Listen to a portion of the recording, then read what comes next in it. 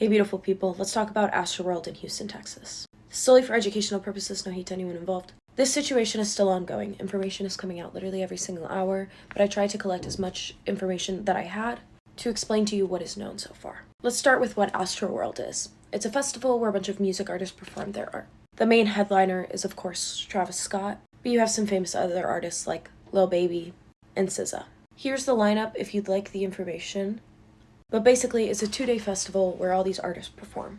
This festival was a sold-out event, and they wanted to increase capacity from the years before. 2020, of course, had been canceled due to COVID. Police state that the attendance was around 50,000 people, but it is unknown if the event had more than this because there are videos of children and teen storming through the gate, and police not being able to stop them.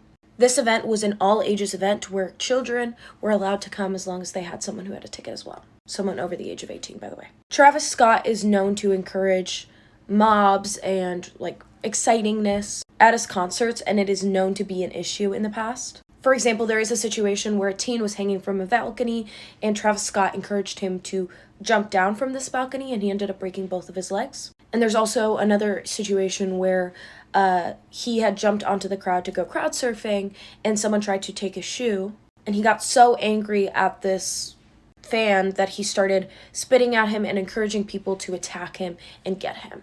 They ended up pulling this person out and making him leave the show, but not before some people tried to get him. People who went to the concert felt eerie upon arrival and felt as though it was not like other festivals. Upon arrival, they were supposed to show their COVID vaccination cards, and many stated that they didn't even look at those and just pushed people through, and after a little while, they didn't check the wristbands either. Similar to Coachella, you have those wristbands and they scan them. They weren't scanning some people's. The event also was mismanaged with water because there was free water at the event, but the line was stated to be longer than an hour long. Some even state that it was 3+ hours long to get water, the free water. To purchase a water bottle, it cost you $7.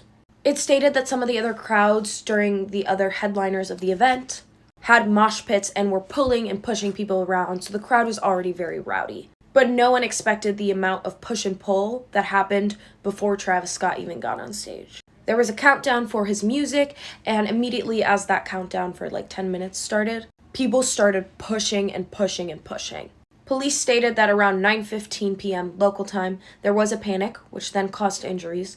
Then people fell, then people became unconscious, and then so on. People in the crowd stated as though they could not breathe because of the amount of pressure from other people around them. Some even stated that if they had their hands up, they couldn't put them down, and if their arms were down, they couldn't move them up. This is where the situation took a turn for the worse.